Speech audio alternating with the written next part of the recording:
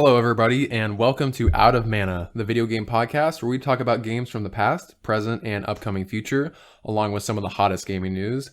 I'm one of your hosts, Garrett. I'm Ben. And we're going to be talking about some more fun stuff today. I hope you listened to our past episodes because those have been great as well. I actually listened through the whole last one when I was editing it. No narcissism involved. No, we just like the sound of our own voices. Of course, yeah. Honestly, I had to do a bit of editing, but I think we're getting pretty good at this, Ben. What do you think? I don't mean to toot my own horn, but yeah, I can toot it pretty loud. I think we're doing okay. I think it's pretty good. Yeah, so if you haven't listened to those episodes, we highly recommend that you do. It definitely helps follow along with what we talk about in the future. It's kind of episodic. You want to know what happens at the beginning of our story arc. Yeah, but at the same time, you also don't have to listen to them. But we would appreciate the support. Totally. What have you been up to, Ben? Anything new? I'm afraid to say I've just kind of been playing a lot of Hades. More Hades still? I can't stop. It's like kind of an addiction. Like I sit down, I'm like, I'm gonna play a different game today. And guess what? My pointer goes right to Hades, and I'm just playing it again suddenly. I've been the same way, honestly. Like 3 or 4 hours later. Yeah, it's pretty much what I do when I get home from work. I'm thinking about it at work. It's been a long time since I felt this way about a game. It's weird, dude. Like I'm the same way. I cannot get over the fact that this game is so good. And especially for you, because I know that you've gone in and out of kind of your desire to play games. Yeah. For a while there, I was pretty mild about it. Like I just didn't really feel like getting into gaming again. I was really busy with my job, just life in general, as we all eventually hit. And Hades rolled around, and it wasn't the one that got me back into it, but it definitely helped. Like I'm enjoying the hell out of it, and I've said that before, but I really am. It's a great game. That's good. Yeah, I kind of had the same thing happen to me, where I got into this slump where I was having a really hard time getting back into games because it was like nothing was grabbing me. Like you said, work starts happening. Yep. You just get so busy with real life stuff that when you fall out of the loop, it's really hard to get back in. Yeah, you kind of feel left behind because gaming just moves so quickly. It's so fast. Like a game drops and someone's streaming it that night, and they probably beat it that night. Someone's streaming it that night, they beat it that night, and then you have a new streaming star on top. If it's not the blue-haired ninja, then it's someone else. Like it goes all over the place so fast. It's really hard to feel like you're on top of everything. Yeah. Because Fall Guys comes raring into the scene. Everyone's like, "Oh man, this game is so awesome!" And then suddenly Fall Guys is gone, and now it's Among Us. I was gonna say we were lucky enough to get onto Fall Guys while it was still somewhat popular. I mean, now it's forgotten with time. I mean, it's basically it's in a museum now. I know. Who plays it anymore? I think they came out with an update. But yeah, no, they're updating it still, and the game is still fun, and it's getting more fun. Mm-hmm. But Among Us took the scene by storm. Yep. I have not played Among Us. Have you? I have actually not tried it yet. I watched some of the famed stream. Yep. As we all heard about that because you couldn't literally throw a rock without hitting it in the face. But dude, I think it was the third most watched stream on Twitch, like in Twitch's history. And I think in that history, that's probably like the first politician that has streamed something. Oh, probably. Yeah. It got like over 400,000 viewers at the same time. And I was aware of her history with playing League of Legends. Mm-hmm. I think she's gold. I think so. Yeah, I think our friend said she was gold 3, which is awesome. I mean, it's kind of weird to talk about a politician and have them related to video games in some way like that. I don't know about you guys, but for me, that's a little weird. Yeah, in a good way. And yeah, she played Among Us, and she did a hell of a job. It was really fun to watch. It was kind of fun. And if no one knows what we're talking about, AOC, or by her full name, Alexandria Ocasio-Cortez. Yeah, she was doing it to get attention to people voting early. Boy, did she get attention. Yeah, I think that's such a genius move, especially when the target audience is the younger generation. And especially when, I mean, now social media is all about this generation. Yeah. And Among Us is followed by even younger than our generation. We're 26 years old. Yeah. So now you've got kids who are potentially getting invested in politics now because of that, which is awesome. Yeah, I think it was a really smart move. A lot of people were saying, shouldn't she be doing her job? Shouldn't she be doing this or that? It's like, this kind of is her job. So PR is part of a politician's job. And I think we can all agree that to a degree, they either do other stuff, they walk around and kiss babies and pat people on the head and shake hands. Not nowadays, though. Yeah. That's naughty. But in this case, that's what she did. She did a socially distanced digital rally type event where she was able to connect with a lot of people without any danger that any other kind of thing would have had. It's good. It was good for these times that we're in. Yeah, I'm glad that happened. It was also kind of fun to watch It because was. I've only done a couple of Among Us streams, and to be 100% honest, I still don't really know what's going on. Like, I got the gist of it. I just haven't really looked into it. I get that it's like a line game. It's a cool it's a cool aspect. I mean, a cool concept of the game is that, you know, one person's not. It's like you know, playing a werewolf. You know, the card game. Oh yeah, Where yeah, you know, yeah. one person's not quite what they seem, but everyone pretends. Mm-hmm. And even the players, you know, there's the red herrings, and everyone's kind of doing their own thing. And it's cool. You vote people out, and in this case, you airlock them. It's funny. I mean, and the memes have been just prolific. Oh, I know. Some people are so good at it, and you get these super groups of streamers that Yeah. all pair up together, and you Oh, just yeah. have some of the best personalities doing it. You get all of the like the Mr. Hollywoods of streaming, and just great stuff. Yeah, I think she had a lot of famous streamers. Did she? I don't actually Yeah, remember. it was Pokimane was there. Oh, of course. There was another politician person. I'm sorry, I haven't been super close on politics recently. I would just watch the stream. I wasn't really paying attention to the other players. It was just mostly her for me. Yeah, I only watched for like 10, 15 minutes or something. But like that. it was a cool thing. It was cool to see someone in politics playing a game, because to us, a lot of politicians are detached from that world. Like social media, that, you know, they do the Twitter thing, like as Trump is so known for, which I don't Yes. actually think it's him on Twitter, but he's known for it. And it's cool to see another politician actually do it herself and be good at it. Yeah, I think that's something that's really important. And I know this isn't like a politics podcast, but since it has to do with gaming, it felt right to talk about it, at least briefly. I mean, basically the summary is it's cool. It was cool. It's cool. It's smart. That's how you reach the younger generation, especially with so many older people in politics. Yes, it's very smart to actually make the effort to connect to what people are into. And you know, regardless if we like her or not politically, or if anyone else does, it's cool. It's still really cool. And I appreciate the idea of it, and it was fun to watch. It was a good time. Yeah, I totally agree with you. Okay, well, grabbing the steering wheel back to Hades. Hades, yes. I have heard that you finally escaped. Yes, I finally, quote unquote, beat Hades. I think it took me 20 attempts to get my first run through. Sounds about right. Yeah, I don't know how long it's taking most people, but Hopefully 20 attempts, otherwise we're pretty sad. I was going to say, I was mixing a lot of the available weapons. Yeah. I know most people usually pick one weapon and stick with it until they get to the end. Yeah, once I got the shield, I was pretty much stuck on that until I escaped. And that's the one I ended up beating the game The with. shield is was so the good. shield. The shield, yes. it's the key. I didn't like it in the beginning because I didn't think it had much potential. But then you learn that special. yeah, but then you learn the special move, and then you learn the kind of boons that you can get for it from the gods. And man, that thing just wrecks if you get the right combination. If you get the right combination, either, of course, Doom, Ares Doom, or you get Neptune's. Neptune's is the best. Yeah, Neptune has some really good boons. So to anyone that may be playing Hades for the first time sometime soon, I definitely recommend picking up the shield because it does offer close range and distance. Yes, so you get can throw the shield and it bounces, and that is awesome because you can eventually upgrade it to hit more enemies, so it bounces off of more enemies, and when you get Neptune's boons on it, you basically won. Yeah, I want to talk about this game so much, but I don't want this podcast to be dominated by Hades. Yeah. So I think we should do a Hades spoiler cast sometime. I think we should do. I agree. That would be a good idea because there's a lot to talk about Hades, and I'm sure every other podcast is already doing it, but we want to do it, and we don't want to spoil it, but you can't really talk about it without spoiling it. I know you can't. Exactly. Like, you can't. even talking about the weapons is a spoiler. I know. I felt like I was talking. You have to unlock the weapons. You have to unlock the weapons, and we mentioned sealed because it's literally something that's sitting there waiting for you when you go in the room. So no spoilers there. Plenty left to be found out. But yeah, I beat it with the shield, and then second time I beat it with the bow, which is also a really great. The weapon. bow is really fun. Like at first, you think it's this bow is gonna be stupid. It's gonna be slow. Oh, you have to charge up the shot. Mm-hmm. No, you get that thing upgraded, boons and upgrades.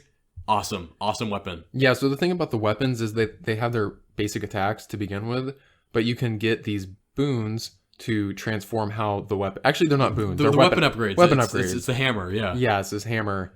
And you can use that to basically change how the weapon operates, and it can turn into a totally different tool. It's another facet of this game that you could basically change the mechanics of the game, of the weapon itself. Like Yes. the gameplay changes completely. Yes. It's very remarkable, and it's fun because you can take a different one next time and you can play completely differently with the same weapon. Yeah. It's been a great game so far. So if you haven't played this game, $25 well spent, especially in an age where games are $60 new or soon to be $70. $70. I mean, we sound like a broken record, but Hades is really worth the price, and it's fun as hell. And I guarantee it's going to be considered for Game of the Year this year. If it isn't, that is a crime. It has to be added to that. It's going to be tough to go against who they're competing with, though. Because what do we got so far? We got Last of Us Part 2 for sure. Yep. Ghost of Tsushima. Oh, God, yeah. What else is there? Doom Eternal. Doom Eternal is so good, and that's going to be a really hard one to beat. That's going to be really difficult. You think that has a chance? Critically, it has great reception. True. The public loves it. They just came out with a really, really good expansion. Oh, seriously? Yeah, and it was good. It was very okay. good.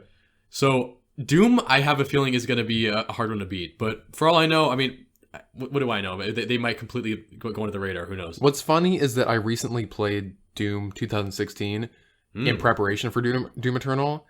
And it was one of those things where I just binged it one night.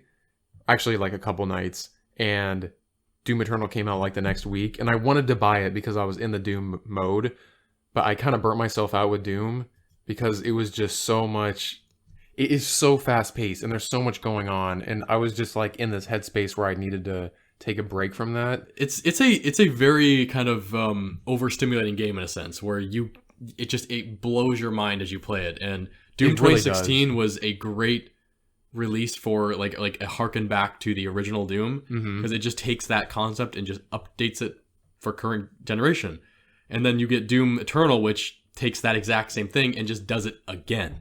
And it does it really, really well. That's what I heard. I heard that Doom Eternal makes the mobility a lot better. Oh, it feels like butter. Yeah, that was my one complaint about Doom, is that even though it's super fast-paced, you felt slow sometimes. Like, you just felt sluggish, and I heard that in Doom Eternal, it makes you feel like, if you go back to Doom 2016 after Eternal, you feel like a slug.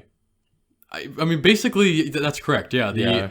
The mechanics of the movement, the jumping, the way you explore the map, I feel like Doom Eternal is a little more linear, in my opinion, but it plays. I mean, it's better. Like it's a great game. Yeah, and it plays a lot better than the movement is a lot better. Yeah, it's a lot smoother. It's a lot more fluid, and it has that certain something that makes you feel like you're not kind of underwater as that Doom 2016 might have had. And Doom's really known for having really amazing feeling guns. Oh my god! I think it's probably qualified for the best first-person shooter this year, as far as like. It was kind of the first of its kind, and it's still the best of its kind now. Yeah, I need to pick that one up like by the end of the year. Like, if you ask 10-year-old me, like, what has the best guns, the best shooter? I'd be like, oh, Halo. Mm-hmm. But now, no. Halo that's kind of a weird one because Bungie had it first, and I feel like it felt good with Bungie. Yep. And then it switched to 343, right? Who 343 is the one making the newest Halo? I'm pretty sure, or it's a new team or something like that. Those are sides of disgust, by the way.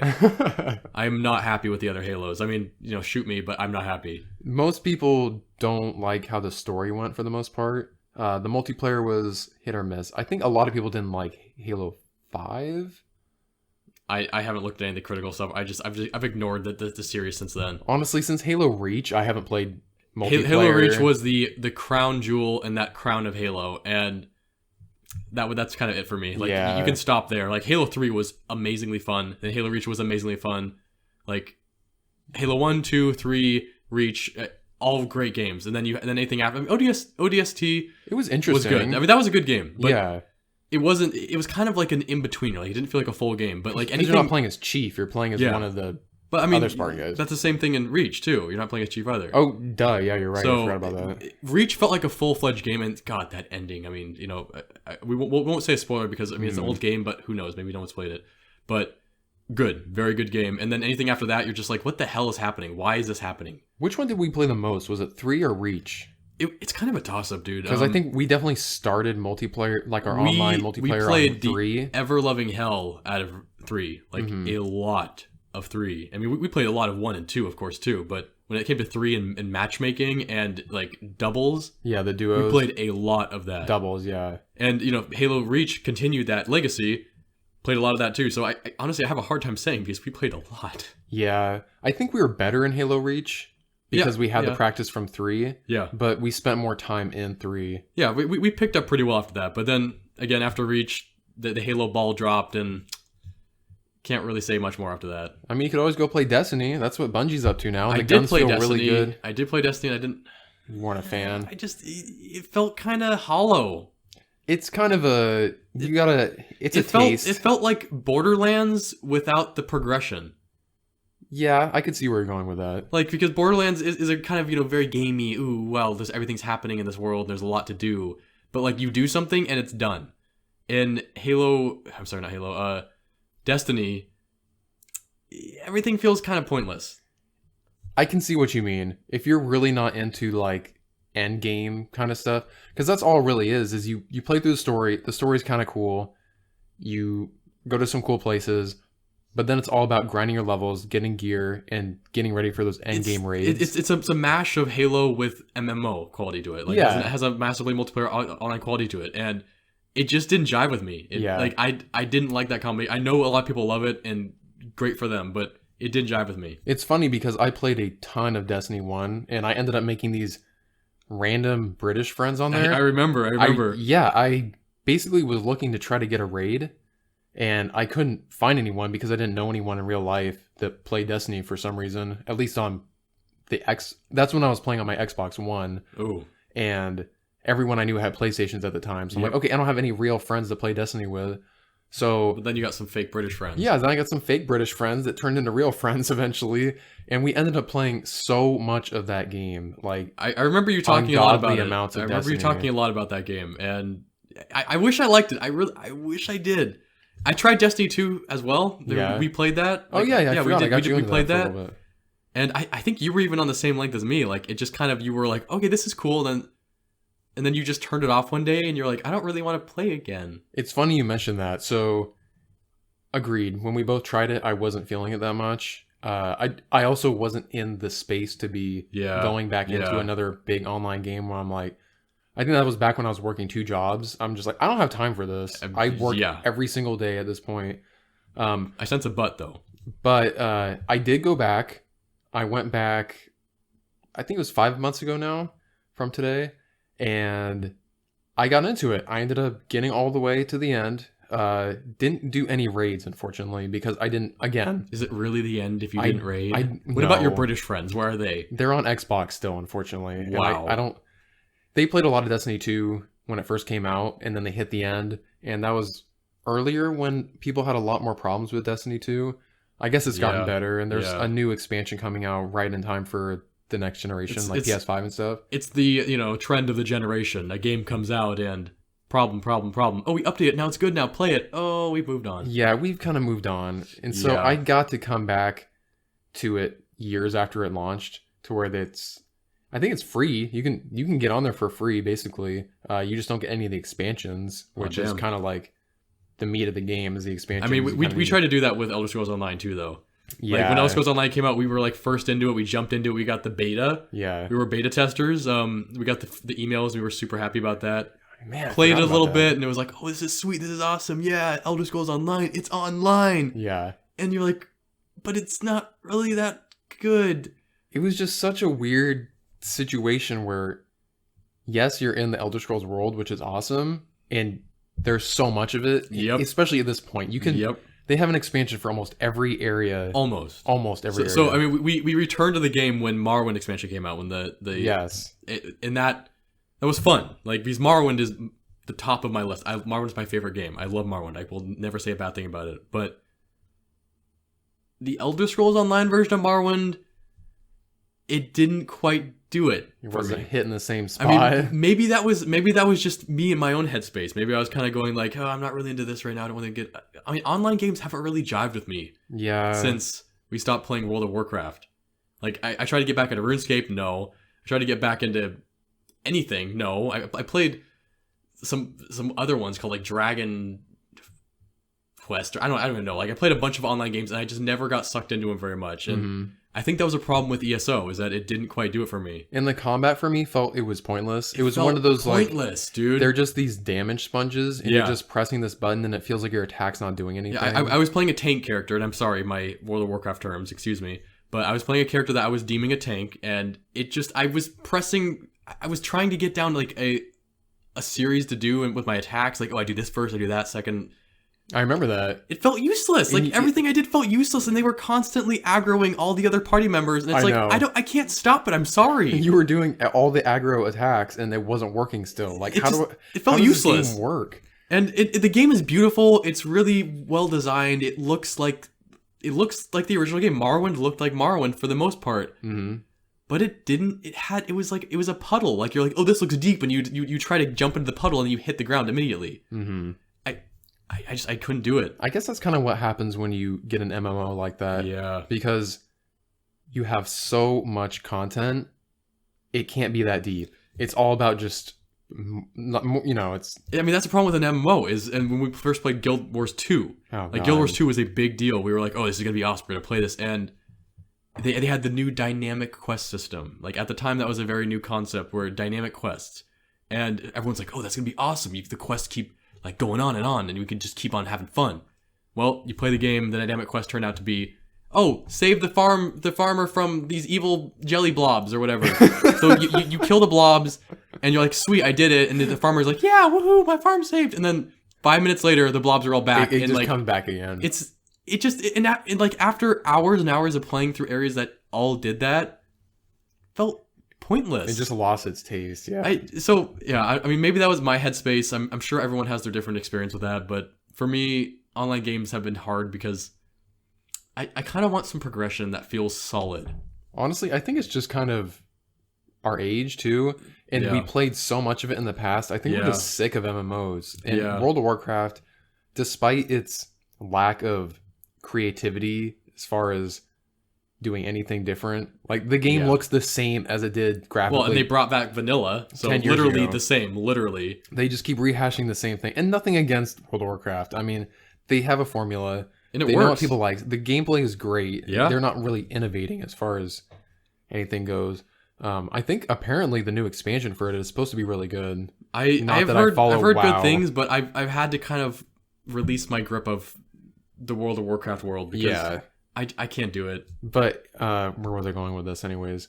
WoW just was the peak for us, and it felt the best. It was the right time. The right time, it felt the best, and anything afterward just, well, it doesn't feel like WoW. The combat doesn't feel like WoW. It's not as satisfying as WoW. It set a new precedent, because before that we had played, like Toontown, Tibia, and RuneScape, and like maybe a little bit of like random Anarchy Online and other like random games thrown in. Yeah. But those are the main games. And then WoW comes waddling along, and it's like, check this out. And sure enough, it's amazing. 2006. Mm-hmm. And years and years go by, and it's awesome. And it set a precedent for us. Mm-hmm. So it was kind of hard to beat that, especially even after WoW kind of, went over the bell curve and kind of crashed hard. Mm-hmm. It set the precedent still, and it was hard to beat that game. I was going to say, we stopped after Cataclysm came out. It was like 2012, like 2013. Yeah, I don't think we played through Cataclysm.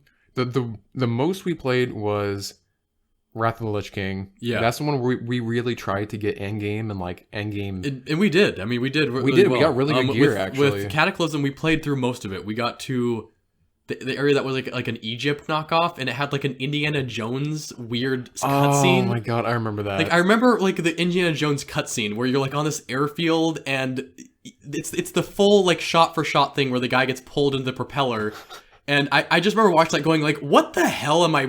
What is this? Am I playing like what the hell is this? Yeah. That was the moment when like the child inside of me that loved World of Warcraft kind of died a little bit, because I was like, this is not WoW. Like, this is not right. It was never fully serious of a game, but with Cataclysm, that's where it started leaning into the goofier side. And we wanted to see weird. We wanted to see the opposite. We wanted to see it get cooler and crazier, but it just seemed to fall into this goofier, cartoony style. And this is all old news now. I mean, but yeah, that was kind of the end of that. And with MMOs beyond that point, it's been kind of hard. Like, ESO just, it didn't feel right. It didn't have the same impact to me. I wanted it to have something it didn't have. And maybe that's unfair, but it didn't work for me. And I'm a huge Elder Scrolls fan, like ridiculously huge, but I could not do ESO. I know. Anyways, apart from online games, where were we? Game of the Year, I think. Game of the Year we were talking about. Yeah, we were doing some Doom Eternal and then Tangent. Yes. Okay. Yes. So we had Ghost of Tsushima. Yep. We had actually Cyberpunk 2077. Like, yeah, Cyberpunk 2077. I think that's going to count because it comes out in November. Yeah. There's a couple different outlets that do the Game of the Year. Yeah. So everyone has their own cutoffs. There's IGN. IGN's one of the biggest. IGN's one of the biggest. That's the one that you see on game titles like IGN Game of the Year. Yeah. But one that's been getting more and more popular is the Game Awards. It's a yearly Game Award show hosted by Jeff Keighley, and that's been becoming more and more popular each year. I think it had a couple million viewers last year. Really, really popular. It's a couple million viewers. That's pretty damn good. At least I think I might be making the number up, but I know it's basically the biggest gaming award show. Cool. Now. It's like the Emmys and the Oscars and stuff so for games. We'll see. I mean, I just don't know Cyberpunk gonna apply. I think the cutoff is somewhere near the end of November. Okay. Because I remember some game came out in December or something last year, and it didn't count for this. And that's probably the developers' kind of idea is why they probably want to make that cut. Because that's a damn good thing to do. And it's going to be really interesting because the thing about doing Game of the Year is you remember the games you played the most recently. Yep. And since this has been the most hyped up game in the past decade is easily. At least, I don't know how it's not, unless it's a total flop. I mean, CG Projekt Red basically shits gold. So I think even if it's not good, it will still be good. I mean, people are still playing The Witcher 3 to this day. In fact, Witcher 3, I don't know if you know this, it's getting a next-gen update. I had heard that, and it did not surprise me, actually. And I'm super excited about it because it's one of those games I'd never finished. I maybe put 8 hours Are you into actually it. going to finish it, dude? I will. Will because you? It's going to run really well. It's going to run really well as opposed to now it does not run well. Dude, I mean, it's... Okay, well, I really wanted to play it on console and not on PC. And what's funny is it was on sale in PlayStation's Halloween event. Halloween. It was like $15. And so... Spooky. If you get it now, you'll get a free upgrade when it comes out. Oh, damn. Okay. Yeah. Yeah, it's going to be a free update. Okay. So I'm like, okay, I can just buy this game for $15 on PlayStation. I'm impressed by PlayStation. That's pretty nice of them. They're not usually that nice. I think it's the developer's choice. Okay. Yeah, so as far as these next-gen upgrades go, it's a developer choice, unless it's a PlayStation first-party studio, but I think that the same thing's going to apply. Yeah. But CG I mean, it's going to be good. Cyberpunk, I think if they will apply for it, I think they might get it. Okay, but I think we left off one really, really important game this year. Yep. That came at the perfect time. It's almost as if Nintendo planned this coronavirus. It's almost as if Nintendo planned it because it worked so well for them. The Switch, which had already been out for like, what, 2 or 3 years at that point? Yeah. Became the most difficult to acquire console in the world.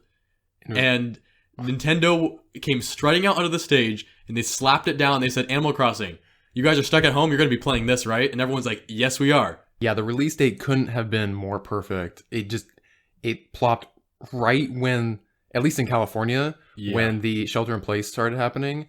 It's like, well, I guess we're not going to be doing anything else. And, oh, look what just fell into our laps. The Switch thing just went wild at that time. Like, Nintendo took off to the sky. Yeah. Switches were impossible to find. Yep. You couldn't find them anywhere. They were being oversold on eBay. They were being overbought and then oversold on eBay for quadruple their price. I had a friend that was basically like crying diamonds trying to get one. Yeah. And I think they're only just now getting back into stock. They're basically kind of just normalizing it. They've still got a little bit of that going on, yeah. I've got someone at work who was like, they've been wanting a Switch for a while.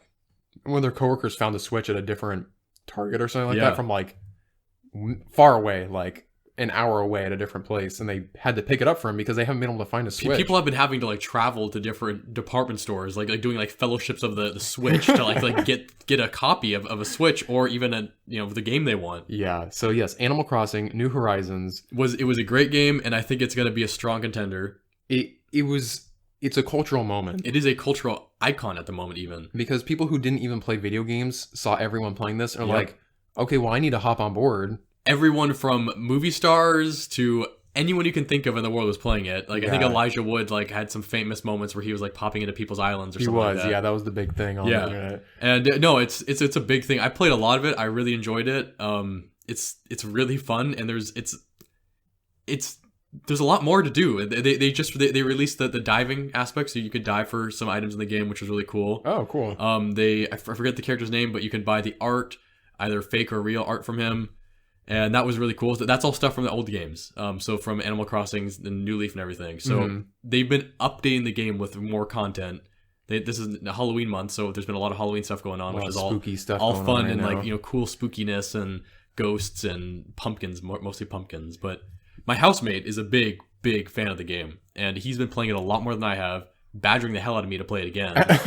I've kind of set it down temporarily, but he will not set that thing down. He is playing the hell out of that game. Yeah, I think this game is popular enough that it deserves to be talked about. Yeah. So we should definitely have him on We next should, week. Yeah, that's a good idea. We should actually have him on here because I mean, if there's someone who knows about it, he knows about it because he's basically lived and breathed Animal Crossing since the GameCube, New Leaf, and beyond. Yeah, he's had a great history with Animal Crossing, so Yes. he'll be able to talk more about that. He's what we call him, the Nintendo boy.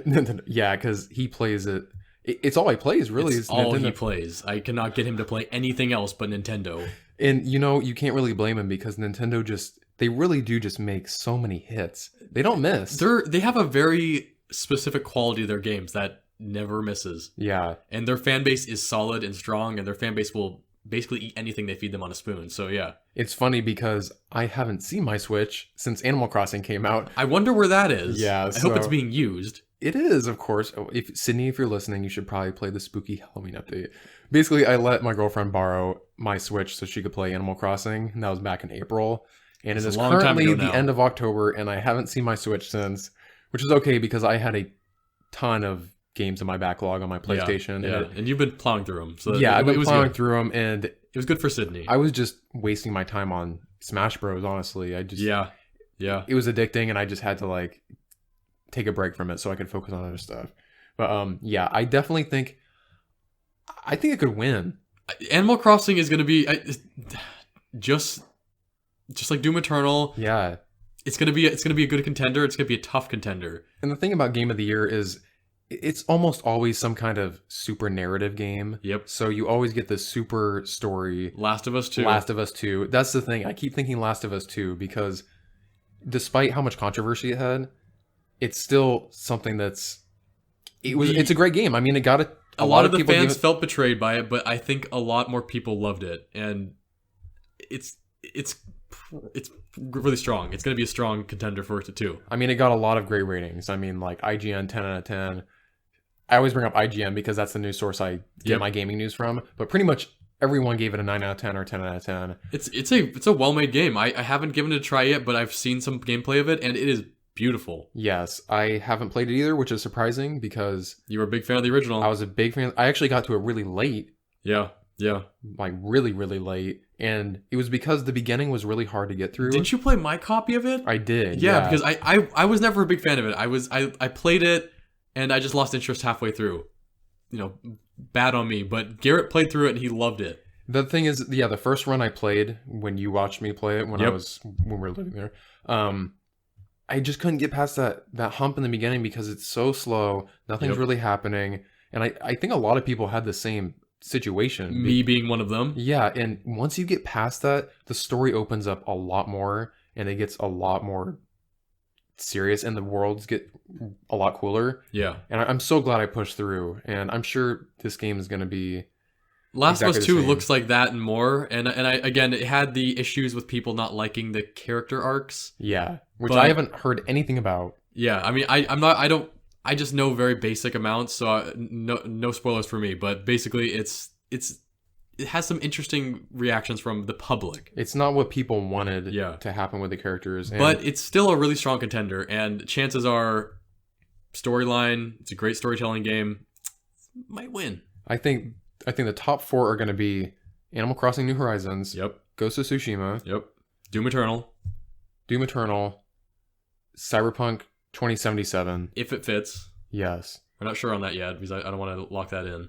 Um, And then, of course, Last of Us 2. Last of Us Part 2. Yeah, I would say that's probably top 5. Yeah, I think top that's a 5. pretty safe top 5. Maybe leaving out a few of like the indie games, which also sometimes those stand a chance. It's a big market and it's hard to catch them all. So, you know. But it's typically these bigger AAA games. Typically it is get always the a AAA attention. title.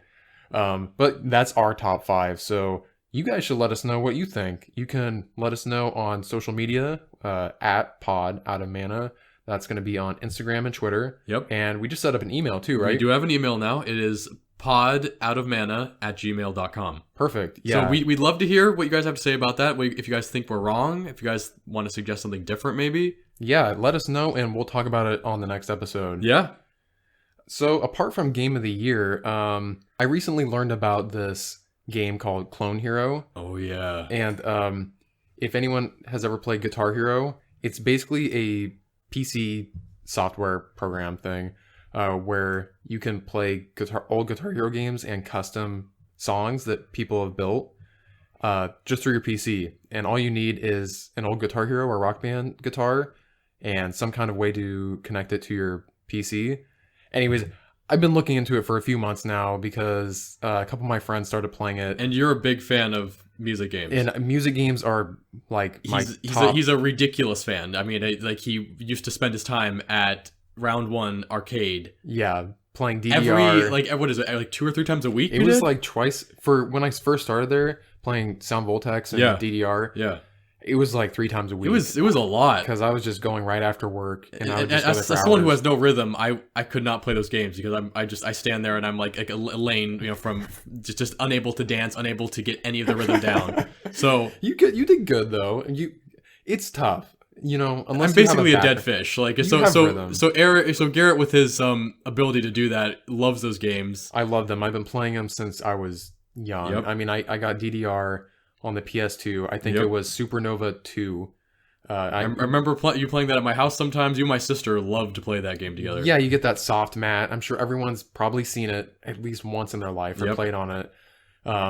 It started with that, and then eventually I got Guitar Hero, and then Guitar Hero 2. That was good times. Then good Rock times. Band, and then it kept going from there. And I got every single one of those games. I played them endlessly.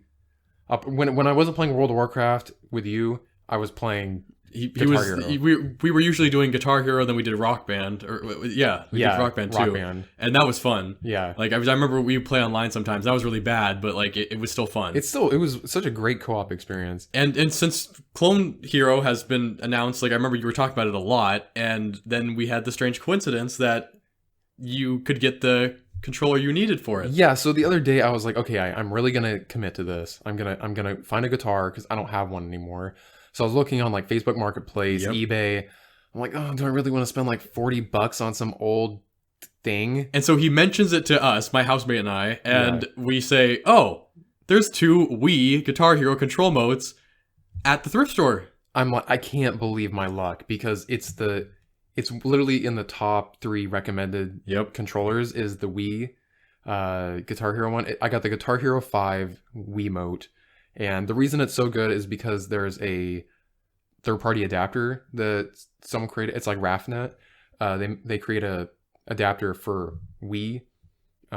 It's for the Guitar Hero controllers and also for like those classic controllers. Okay, cool. So you can connect it through USB into your PC. Sweet. And it's supposed to have like the lowest latency. And so I ordered one of those, and I went to the Goodwill, like you said, and he bought the controller. I bought the controller for $9.99. That was pretty sweet. Saved myself like $30 and shipping. It was a little squeaky, but sweet. So yeah, I'm probably gonna have to clean it up. I don't want to take it apart, but I know I have to. I cleaned it up and it looks good, but it's like, well, if you want to take it apart, I have all the tools to do that. I might bring it over because I just need WD-40 and tools, and we'll get it cleaned up. We'll figure out what it needs, but I mean that was really good luck because super good luck. It was just funny timing. You're like, oh yeah, Clone Hero, blah blah. I just need a Wii controller, and we're like, oh well, guess what? There's a Wii controller. I just insane luck. Anyways, so I'm waiting on the adapter, but basically, it's basically Guitar Hero on your computer, and you can play, custom-made songs made by just anyone really who wants to make them. There's all the classic songs from all the Guitar Hero Rock Band. I'm sure you can. It's basically like you can go find Benny and the Jets song packs. of course, Crazy Train. Train. Let's not forget, the multitudes of others. Oh, and Paper Heart. And of course, Through the Fire and the Flames. That's the friend that got me thinking about this is Chris Chike. He is a world DDR champion, like 2-time. She was also the first to 100% Through the Fire and the Flames on Guitar Hero. He's in the Guinness Book of World Records, and he just so happens to go to the arcade that I play DDR at. Garrett and him are quite good friends from what I hear. I've not met the guy, but he sounds really cool. He's cool, and he's like super obsessed with rhythm games, and he's the best. I've seen some of his streams. He's really damn good. He's insane, and so he's been playing it. I'm like, oh god, now I want to play this game. And sure enough, you get it. So thrift stores, they're thrift great. stores, yeah. So I thought it would be a fun opportunity to talk about just awesome finds that you can find at thrift stores with gaming. That's a very good topic, Garrett. I'm glad you brought that up because you can find some good stuff. I'm a little bit of a thrift store whore. I love to go there. I love to see what I can find. I found some good games. Like I do a little bit of reselling, and like recently I went there and I found Robopon, which I've been playing myself. That's not gonna get sold. I love that game. What is it? What's that on? It's on the Game Boy Color. Oh, okay. So it's a Game Boy Color game. And it's kind of it's an interesting cartridge. It's really long, has a very long cartridge, unusually long, and at the end of it has a little laser reader. So in the game, you can use the laser reader to basically, for instance, you could take your television remote and hold it up to it, and it would power up your little robot creature in the game. Whoa. It's a little kitschy, but it was really gimmicky, like it's cool. Yeah. And so I found Robopon, that was really cool. I also found Pokemon Silver, which was awesome. That was really cool. I'm gonna play that next. I haven't played that in years. I found Wind Waker, Legend of Zelda Wind Waker. Man, that's like a hot find right there, dude. When I saw that, I could have squealed like a little girl. Like, I was very happy. You can already hear the eBay noise. I love that game. I already have a copy of it though, so that one just was pure profit for me. Great find. Then I found some Wii games. I got Super Mario Galaxy, Super Mario Sluggers, and Mario and Sonic Olympics. I think I've never even heard of that one, but I think it's, what's funny is there's an arcade game at round one. Yeah, there's it's huge. It was like a huge section. There was 4 of them, and it's Sonic and Mario Olympics. Sonic and Mario Olympics. So apparently that was the thing I didn't know about until I found that. Yeah. And I sold those too. Someone bought them. And I unfortunately found Sonic Spinball, which I was like, oh sweet dude, Sonic Spinball, this is an awesome game. People are gonna want this game, so I'm gonna buy this and try to sell it. Well, guess what? Guess who still has Sonic Spinball? Me. I still have Sonic Spinball. It was I think it's mostly because when I bought it, the sneaky people at the thrift store put their price tag over a tear in the label. Oh my god. Some people are very label purists. They want a nice clean label. Totally understandable. Whatever. But I still have Sonic Spinball. So I'm probably going to have to give that away for less than I paid for it, which, whatever. That's depressing. But you can find some cool stuff there. And, I mean, I'm really happy with Robopon. I really enjoy that game. And I'm really stoked to play some Pokemon Silver again. I didn't have any luck with retro stuff.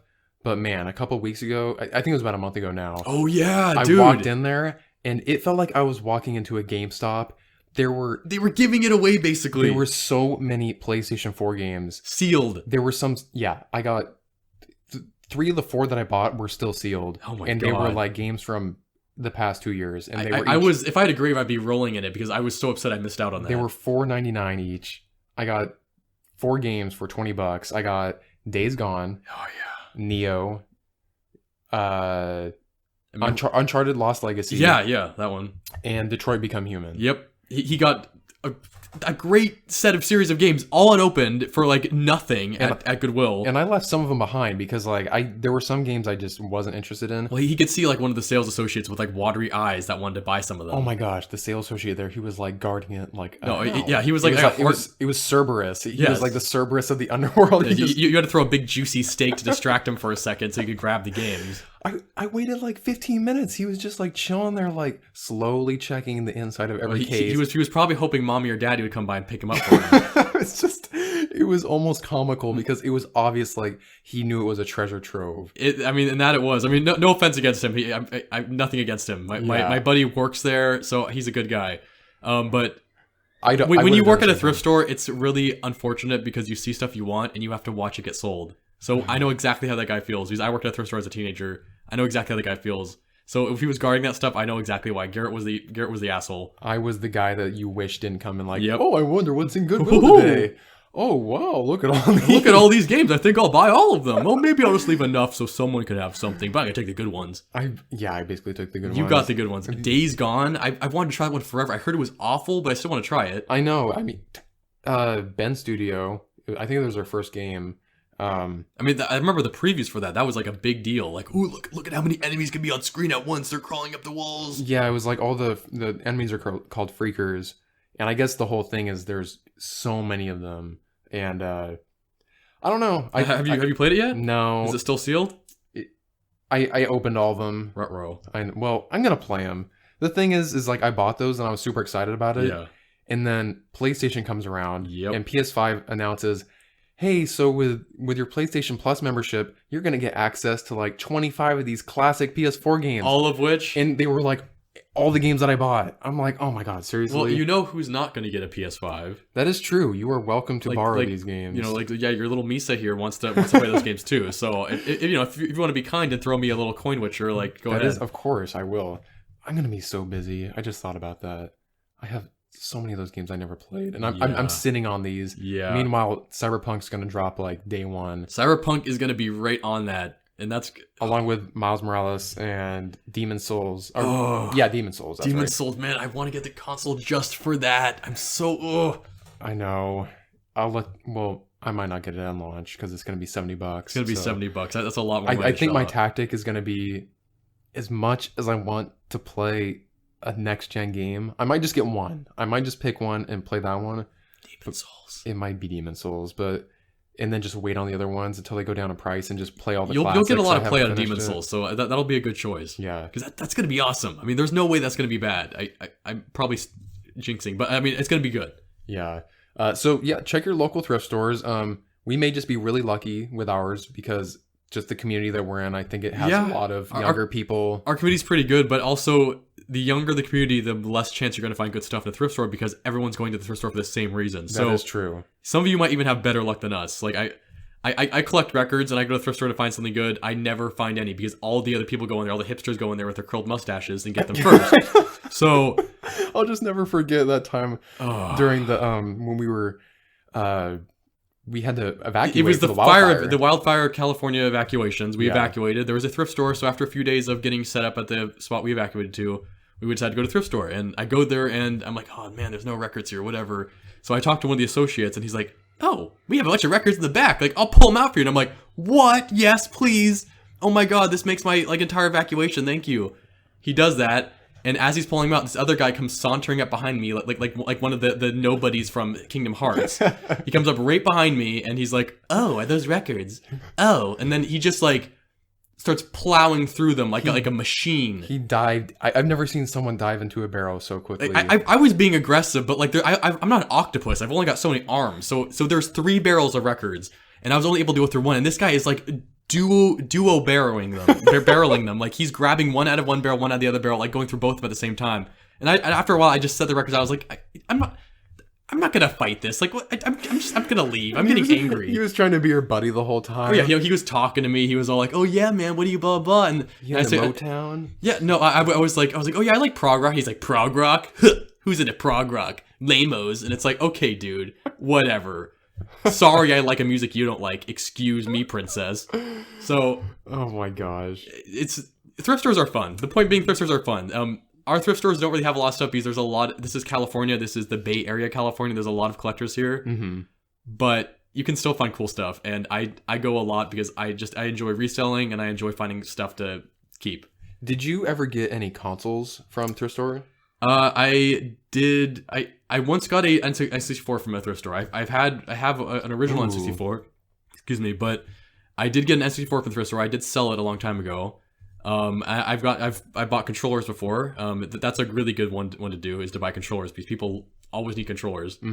I've never really the one I've always kept an eye out for, but I haven't really found that many consoles. You see a lot of 360s, you see a lot of PS3s. I did buy my sister a PS3 actually, so technically yes.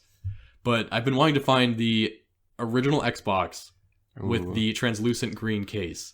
That's a hard find. Ever right since there. I was a kid, that's been my dream. I got the original Xbox for Christmas. You know, I was a nice little spoiled kid. I got that for Christmas. I was super stoked, but it wasn't the translucent green case one. My neighbor's older brother had it, and I remember being so jealous of that thing because it was awesome. And I didn't even know anybody with one. I just saw it like the stores or it something looked like so that. cool, and I thought I wanted to get that so badly. So now as an adult, I still have that little spark inside of me saying, "Get a translucent green know, one," but they don't.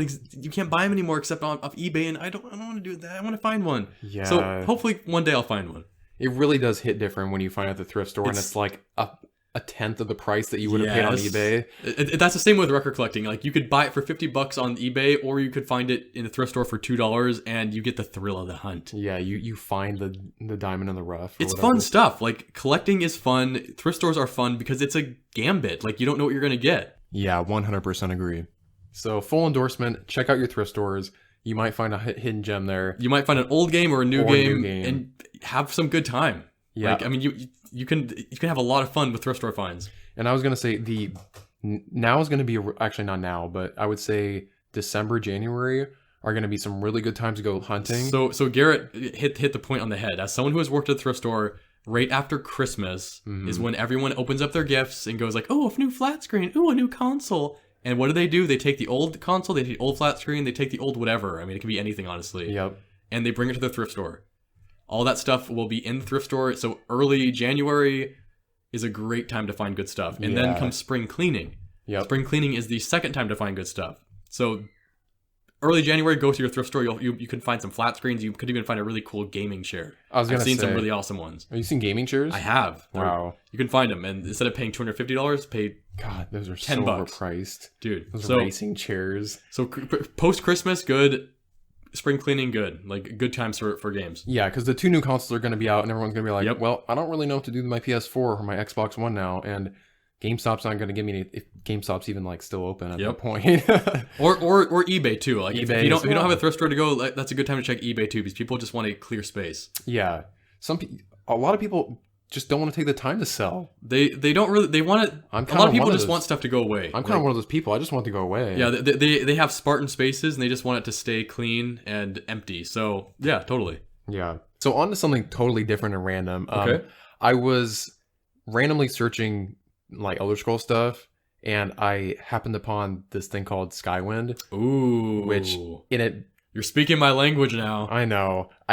I remember you mentioned something about this in your past, and in my past, yes, I worked on Skywind. I actually did some stuff for Skywind. Yeah. So go ahead and just take the wheel on this one. Sure. Okay. Damn. Yeah. Geez, 6 years ago now, maybe less or more. I don't know, but I joined the Skywind project. I joined it as a environment creator. So I went on there and I remade. I call it remaking because you're basically Skywind is Morrowind made in Skyrim. So Morrowind is the Elder Scrolls 3 Morrowind. Elder Scrolls 3 Morrowind that came out in 2001 or 2. And that, again, my favorite game. Morrowind is my favorite game. I love everything about it. Created by Bethesda. Of course, Bethesda. And then Skyrim, of course, is infamous. If you guys haven't played Skyrim, then what rock have you been under? And if you haven't heard of it or played it on your... Like, you can't even open your refrigerator without Skyrim. You can literally play it on a refrigerator, yeah. So Skywind was the project where they're going to recreate all of Morrowind down to like the granules and the dirt in Skyrim. In the Skyrim engine. The Skyrim engine. So I joined the project, and they wanted people to design some of the environments to build them basically. So I opted for like 3 dungeons. I think I did 3, and I built them. I love building environments. So that was like I love modding. So this was just the next step. It was really fun. So tell me a little bit about your history in modding, because I don't think a lot of people understand how modding works or what modding is for video games. It's basically, modding would be the short term for modification. So you're modifying the game. You're modifying the gameplay. You're modifying the content of the game. You're modifying the look of the game. So, and it's different for every game. It applies differently for every game. Bethesda is one of the best examples for modding because they make their games accessible to a T. Yeah, I've never seen anything so accessible. They ever since Morrowind, as far as I know, you buy the game and they hand you the book to just do whatever you want. And this is on PC. You have this to do is it on the PC version, of course. You can do it with the console versions, but back then, who did that except Game Sharks? So Morrowind was one of the first games I really got into modding with. I did some modding for the original Diablo a little bit, but it was mostly Morrowind that I got full on into it. And I did a lot of dungeon designs. I built a lot of dungeons. I built a lot of player houses. I loved player houses. Those were always fun. But mostly dungeons. I built like an underwater cityscape that was like sunken beneath the waves. There's a Daedric ruin in Morrowind that's already sunken. And that kind of inspired me. I was like, man, what if there's like a city? What if there's like a big city underwater? So I did that. I built one underwater, and that one was really fun.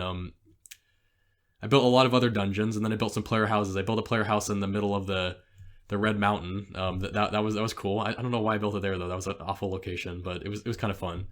Morrowind is a big thing though. So the way you would mod for a Bethesda game, they have tools that they provide a player. And back in the Morrowind days, it was called the construction set. Construction set, that's right. And it was you would download off their website. Bethesda had a website back then. They would download it, or it came on a disc with your copy of Morrowind. Okay.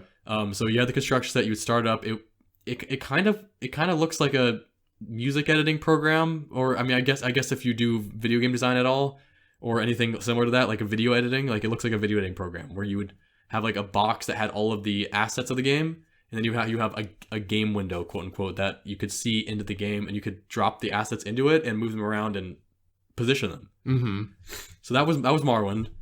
But then Oblivion comes along, same idea, construction set.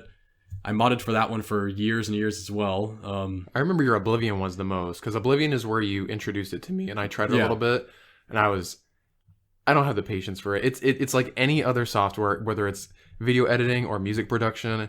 You got to spend months in it to even know what you're doing.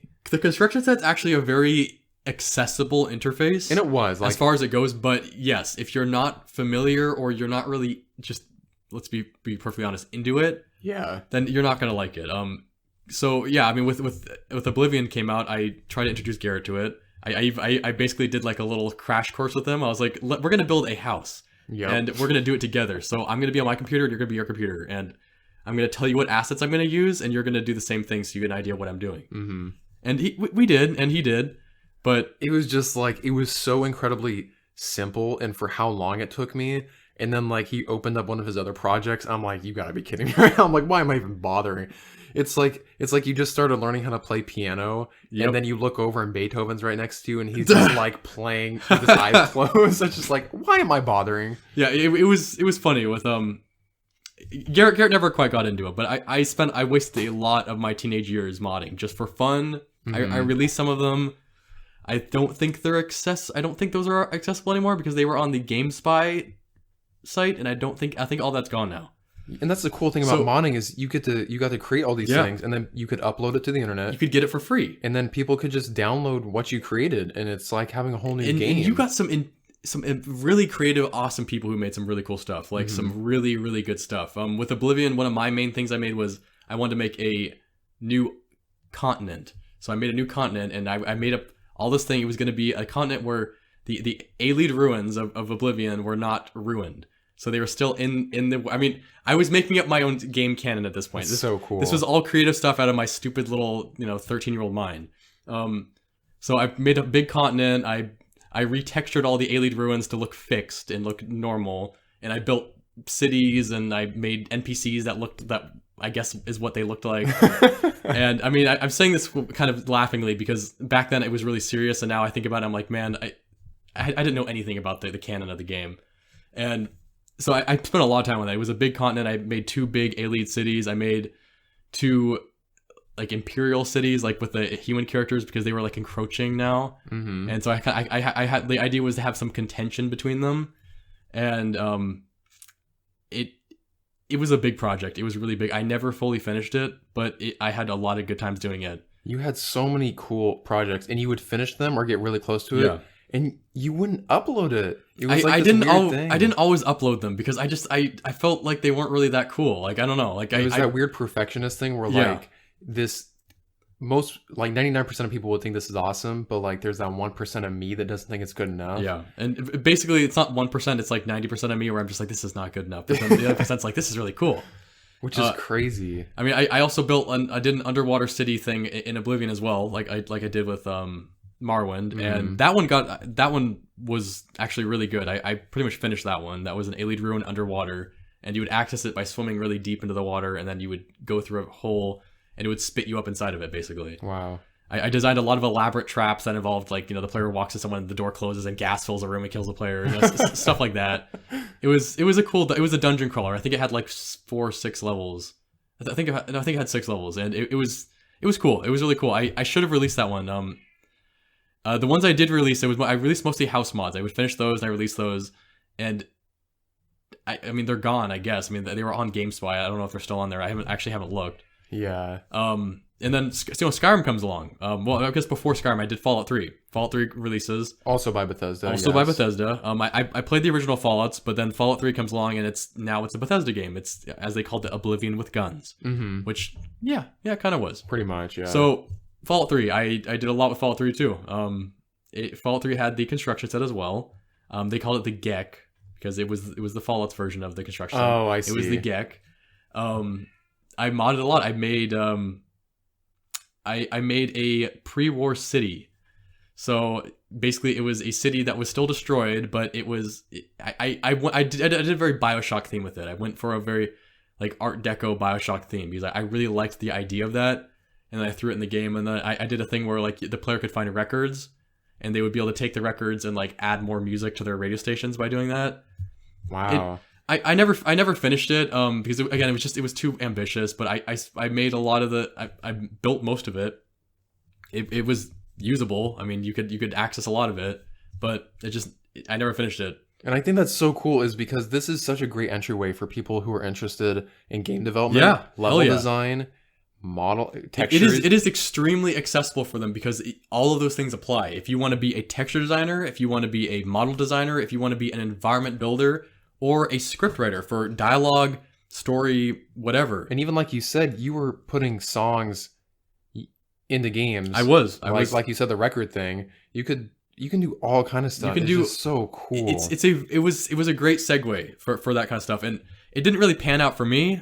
Despite the fact I really wanted it to, I love that kind of design, but someone who could actually make that work, like I know a lot of people have made big elaborate mods, finished them, released them, and gotten a lot of recognition and made a career out of it. Yeah, because they were hired by a company because it shows what you're made of. It's kind of like a portfolio. Yeah, and I think a lot of this started with I think Doom. The original Doom was Doom was one of the first mainstream games that had that modding aspect. Like when they released the Doom files, like when you could open them up, the players went wild with that game. And if you look up some pictures or videos, people like recreated the whole game with the character models and stuff like that. They would retexture everything in the game to look different. Like they made some intense mods, and Doom was the first one. Like that was the first example of like mainstream modding and people showing what they could do with the game files, and that's what the devs wanted. The devs released the files so players could do that, which is so cool. And it was extremely successful. Yeah, props to id Software there. Completely. So tie this into Skywind. So what was Skywind, and how did your experience? Skywind was, of course, like we said, Morrowind recreated in the Skyrim engine. And yeah, I just happened. I was modding for Skyrim a lot. I made a lot of dungeons and some house mods, all stuff like that, all good fun. And then I encountered Skywind. I came across it. The project was already pretty underway at that point, but it was probably like less than half finished. What year was this when you? Probably 2013. Okay, so it was somewhere maybe 2013 or 2014. I think was when I first dropped in on it. And yeah, I opted in for an environment designer, so I started redesigning dungeons. So I took Morrowind dungeons and I would redesign them in Skyrim. Mm-hmm. So I would take the new assets they made, like everything. They would remake all the assets in Morrowind into the Skyrim engine. They had to remake them by hand, so they were up to snuff for the Skyrim quality. And yeah, I remade 3 dungeons, I think it was, and I of course added a little more detail and stuff because I love creativity, so I kind of went a little wild with them, but I love they were true to their original form, so I didn't go too far with that. And the project guy, the lead, I guess, he really liked it. He talked to me. He's like, oh man, your dungeons are so cool. Like I really like how you do this and did this, and because I would add a lot of detail. I was kind of a little excessive with the detail, but yeah, no, it was a lot of fun. And I also opted to do voice acting for it too. They were Oh getting yeah, because it was all original stuff. they were getting voice acting because they needed all the Marwyn lines to be read, and I just happened to be able to do a very good Wood Elf voice. I don't know why a Wood Elf, but I can do a very good Morrowind Wood Elf voice, as well as I can do a Dark Elf too. But the Wood Elf was my key one, and they liked it. They liked the sound of it. I just didn't. I kind of life kind of got in the way, and I didn't really end up doing anything more than that. Yeah. After I did the 3 dungeons, I turned them in, finished them. If Skywind ever gets released, they're in it. But as far as I know, they're not released yet. But life just got in the way, and I just had to drop out of it. And ever since then, I haven't really done much modding. Yeah. Isn't it weird how life can change like that, to where you can be super into something and then like Yeah. life finds a way? Life finds a way. It finds a way to kind of put a shade over something. Yeah. So there's a website for it. There is a Skywind website. It's like Skywind.com or something like that. I'd recommend just Googling it because it's basically a forum. So it's a forum that has Yes. all of the aspects of like, this is what the asset creators do. This is what the sound creators do. The voice actors, like you can find any aspect of it, of the project, and go on it from there. Yeah, the website I went to had a video displaying. I think it was like 14 minutes long too, so it showed a lot of good detail. It's like, man, this is amazing. It is a very ambitious but well handled project. They are doing a very good job, and I as one of the environment creators, I was able to access the game as it stood. So they released it to me, and I was able to explore all of Morrowind as it stood at that time. And it looked great. Man, and it's 2020 and they're still going at it. They're still going. That finished. was 6 something years ago, so they're still going at it, and I can only imagine it looks great. I haven't really looked at it since. Yeah, I think that's something I definitely want to check out, because it would be such a good excuse, because Morrowind was something that I never finished. I could never get through. So with the excuse of it being in a newer engine. Well, they came out with what was it? Morrowind released in the Oblivion engine. That was finished and that was released. Oh, okay, that's the one I'm thinking of that was released. Yes, and finished. that one Okay. was released and finished, and that one is awesome. But it's still, the Oblivion's engine is much better compared to Morrowind's, of course, Yeah. by all means. But it's still an old engine. That's not Skyrim. So Skyrim's engine with Morrowind is something I desperately want to see, as well as just play. But of course, what I really want to see is I want to see Morrowind remastered. I don't want to see Skyrim on another new console. I want to see Morrowind on a new console. But that's because I'm a Morrowind fanboy. So I'm sorry, but you're never gonna get it. I'm never gonna get it. I know Bethesda that. doesn't do remasters. I know that, but I love Morrowind, and I will. And you can line me up and shoot me, but Morrowind is the best Elder Scrolls game. It definitely is a massive world. A lot of cool stuff to find there. It was just, you had to play it. What? I played it when it was new, so you had to have played it when it was new, when it was like the Yeah. coolest, most ambitious thing. Now you go back, it's like, ooh, this is Morrowind is like, janky. it's almost like playing a D&D game. Like, so like the way Morrowind's combat works is like D&D, where either you hit or you miss, and you can still swing your sword, but you will miss. Yeah, I just can't forget. A lot of players hate that, and I totally understand why. It never bothered me because it was new at the time, but I can see why. Yeah, you'd literally be swinging your sword at the enemy, and your sword would be making contact with it, but like Your sword would go because you would be missing the enemy. you'd just be hitting the air. Because, and the reason I say it's like D&D is it's a dice roll. It's Yeah. basically the game is rolling a dice to see if you hit the enemy or you miss the enemy. Yep. And it's just how the game worked at the time, which is too bad because it didn't age well. And that's how RPGs were back then. I mean, That for the is. time, it was super ambitious. And cool. When I first played Morrowind, I thought it was the best looking game I ever saw in my life. Then I played Oblivion, and then Morrowind looked awful, but I still Man, loved it. Oblivion. I mean, on my list of Elder Scrolls games, Morrowind, Oblivion, then Skyrim. I for me, it would be Oblivion, Morrowind, Good. and Skyrim. Good choice. Because like, even though I played all the way through Skyrim, I couldn't tell you a thing about it. I don't remember. The only city I remember is Whiterun. Yeah, I mean, And- Skyrim is a very well loved game, Yeah, and because it was a lot of people's first. it was, for some reason, it was a lot of people's first. It's kind of the GTA of Elder Scrolls games, like GTA 5 of Elder Scrolls games, yeah. where it just doesn't go the hell away. But to me, Skyrim had the weakest characters. I mean, the story was very boring in my opinion. Yeah, I think that's why I don't remember it. The guilds were one of the biggest part of that game that were disappointing to me, because Morrowind had really good guilds. Oblivion's guilds, I think, were the best. Oblivion did the guilds very well. They were very memorable. They were fun. They had a great length, and there was a lot of discovery and progression. And it was Skyrim. And then Skyrim, you have like the Mages Guild, which is like I think a total of 3 or 4 quests. I was gonna say, I remember when I was doing that, and I was like, "Wait, I'm done." Yeah, like That's it? he's like, oh, there's some mages in an ice cave, or I think it was something like that. Like you have to go to this ice cave. You go in there, the mages all like do their little mime dance, and then you kill them all, and then you go back and like, okay, you're the leader of the Mages Guild now. You're the Mages Guild. Like it's like thumbs up, enjoy, and it's like I'm done. Like it seems like out of all of the guilds in that game, they spent the most time on the Dark Brotherhood. They did, The and Thieves I didn't Guild, even like it. The Thieves Guild was fairly good. The Fighters Guild was, I would say, better than the Forgettable. Mages Guild, but forgettable, entirely and completely forgettable. The Thieves Guild was good, but pretty forgettable when it came down to it. The Thieves Guild was annoying, actually, because you had to like go down the sewers, Oh my god! and then certain areas would lock, Yeah. and you'd have to go the long way, and then it would unlock again. It was just like tedious, in my opinion. They definitely focused mostly on the Dark Brotherhood because that was the most popular one in Oblivion. Yes. And it was good in Skyrim. Like the character, I don't want to say any spoilers in case if someone hasn't played it yet, but it was good. But it wasn't great. The Oblivion Dark Brotherhood was better. I mean, that's all I can say about it. It was better. Mm-hmm. Especially when you came to the point where he's like, oh, hello, friend. I sure hope we could be friends now. It would be a shame if you killed me. Like, that's just something I'll never forget. I'll never forget the Dark Brotherhood in Oblivion. Yeah. Even just like how you encounter them the first time. Lucian LeChance. I mean, you cannot beat that guy. He is amazing. That was such a good, such a great And that's only character. one of the guilds in Oblivion. I mean, the Mages Guild was awesome with like the worm god or whatever his name was. Like that was a great storyline. The Fighters Guild was really good too. That was a fun storyline. Mm-hmm. It was good. I mean, and this is without mentioning the Thieves Guild with the Gray Fox. Yeah. Oh, yeah. Oblivion had great guilds. Morrowind's guilds were good too. They were long. They were very long. They were very in depth. A lot of reading. The thing about Morrowind is It's not voice acted. it wasn't voice acted, so there's a ton of reading. So if you want to know what was going on, it was menu after menu after menu. If you're an RPG fan, that's not going to be a big deal. But Yeah. if you're more of a casual gamer, it's tough. I mean, I get why people don't like Morrowind. That's what stopped me. It's still the best game to me. I think if I would have given it a chance, maybe if I was a little bit older at the time, where I wanted to read more and not just like steamroll through the games, because like you had to read all this text, you had to choose all the options before you could get the quest. Yep.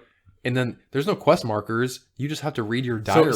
So one of the classic, I guess, memes of Morrowind is, oh, you need to find the sword of truth in this cave. I think the cave is west, and then you go east, and then you go north, and then you go west for 3 paces, and then you turn around in a circle once, clockwise, and you go east again. And then you'll find the cave. Like, it was described to you in, like, classic storybook fashion, and for me, that made it more fun, because when I found these caves, like, I would spend hours sometimes, and searching, yeah. and you know, it could be frustrating, but it was incredibly satisfying. It was very RPG. You actually had to, like, involve yourself in the game and the environment to find what you needed. And that game had a lot of dungeons and caves. A lot. Yeah, it's really impressive. And another note about the game, which is a cool thing, just as a cool little note, is that every human NPC in the game, from a bandit to a marauder to whatever, they all had unique names. Oh, yeah. They were all uniquely named. So they were not just like cloned, respawning marauders or bandits. They all had a name. And their names would, they have family names that would relate to other characters in the game. Mm-hmm. So everyone in the game was made for the game. It was a real it wasn't just the character. game making up characters so you could kill them. They were all living, named characters. Morrowind was a very deep game. Like even the bandits you would find in caves and stuff, they all had unique all names. of the bandits. The only things that didn't were the creatures, like the actual monsters, monsters. like the skeletons and the scams. You're like, ow! But the scams had like family names. Yeah, I mean, I would still kill them because they're fun to kill. Oh man, look at us talking about Elder Scrolls again. I mean, we might need to do a podcast about Elder Scrolls because I could go on and on. I've only touched the Morrowind like pyramid. I know, and it's such a beloved series, and it's so good. It's really, really crazy to me that Xbox or Microsoft owns Bethesda now. I'm scared, but I'm also hopeful. So hopefully, at the end of the day, we're gonna be able to play these games on PC. Yeah, so that's all that matters. Like, I mean, you can play them on the PC regardless, but so yeah. I know, as long as I don't have to go buy an Xbox, because I really don't need to buy an Xbox. Yeah, so Elder Scrolls is an awesome thing, and we should do a podcast about it because honestly, there's a lot to talk. I mean, I haven't even mentioned Daggerfall. I know. We can definitely do some spin-off episodes. Totally. Like spoiler casts and just focuses on specific games that we really loved. I agree. And if you guys want us to talk about certain games, we've played a lot of games. So if you want to mention anything that you enjoyed, or just do some research on the title. Like if you guys suggest a title, we'll do research. We'll even play it and get through it just to get an idea. Just to talk about it, because we're always looking to play new games. And I'm an extremely picky little bitch, so I love to review games. So please, that would be a lot of fun. So yeah, I guess we can wrap the podcast up here. I think that's a good time. I think it's a good time to wrap it up. Again, you can reach us on Twitter and Instagram at pod, P-O-D, out of mana. And then we also set up that email. We set up the email, which is podoutofmana@gmail.com. And connected to that is a YouTube channel. We have set up a YouTube channel, and we do plan to upload these podcasts on YouTube as well. Yeah, so we've actually got a lot of stuff planned for this episode, for the podcast. I mean, it's going to be a slow trickle, but we are excited to add music to the podcast. We're going to figure that out. We're going to figure out some like unique music, original music. Yeah. We're going to be on YouTube. Right now, it's just going to be audio. But we are really, really working on doing video. A video podcast is our goal, so we'll see if we can get there. Yeah, I would expect it, possibly even by the end of the year. And if you guys are interested, we're considering doing a Twitch as well to do some streams potentially in the future. Yeah, we would do like Let's Plays, just stuff that, I mean, if I end up getting into Clone Hero and stuff like that, I'm probably going to be streaming some of that. That'll be a beautiful stream game. Just fun stuff where you can get to know us. Totally. You can interact with us, and we can play games together as well. Yeah. So it'd be just a great way to connect with everyone who likes talking with us, and I'm excited. It's been so fun thinking about this throughout the week of new stuff we can do. It really has, like playing games, taking notes, thinking about like oh, this thing's good, oh, this thing's bad. Totally, dude. It makes me actually pay more attention to the games I'm playing and being more critical about it, because I've always been such despite being an avid gamer, I'm quite casual to the point where I don't critically think about games. And this is giving me the opportunity to practice that, not only just being able to verbally talk about it without stumbling over myself, but just playing a game and really thinking what the developers did. And like Hades, I just can't get over how great Supergiant did. It's just like these geniuses. Again, we can go on and on about Hades and we have I think each podcast has had like a significant amount of time to it. There'll be a spoiler cast about that between now and the next episode. There has to be. So be on the lookout for that. Sure. Anyways, thanks again for joining us. We really appreciate you listening. Yeah, we had a good time talking and hope you guys enjoyed listening. Yeah, share this with your friends if you like it. Keep listening. We're just so happy that you're joining us. We've been noticing that the listenership has been consistent. We just hope to keep seeing it rise. So we really appreciate your listens. If you can rate us on the podcast service that you're using, rate us, leave a comment, give us 1, 2, 3, 4, 5 stars, whatever. Every like, upvote, whatever you want to call it, helps. Yeah, so hit that like, subscribe button, hit the bell. Yeah. Come on, man. We're actually probably going to be saying that pretty soon once we have YouTube videos. Yeah, we'll start doing that. Hit that bell over there so you get the notification. We'll get more annoying, don't worry. But it's going to be great. So yes, hope everyone has a great morning, evening, afternoon, whenever you decide to listen to this. You can catch every new episode on Wednesday mornings. We release at 3 a.m. Pacific time, so everyone has a chance to get it as early as possible when they wake up. You can listen to it on your morning commute. That's how I started podcasts. Yep. I had a morning commute. Or on your morning run, or on your morning just lay in bed. Or if you're getting ready for bed, I've been doing that recently now that I'm not commuting. Bam. I throw it on before bed and I fall asleep to it. Yeah. So give us a listen and tune in next time. Thanks again for joining us.